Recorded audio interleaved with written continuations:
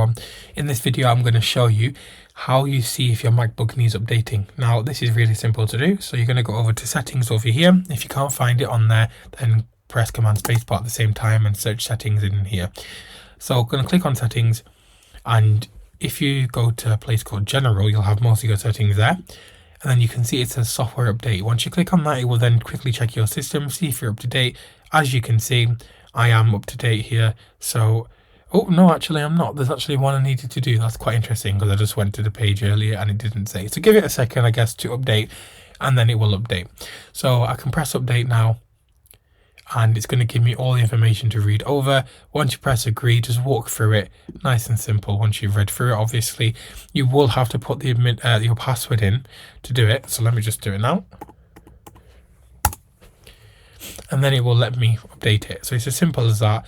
You just have to wait for it. It will guide you through if you have to do anything, and when the update's done, it's done, and then you're up to date.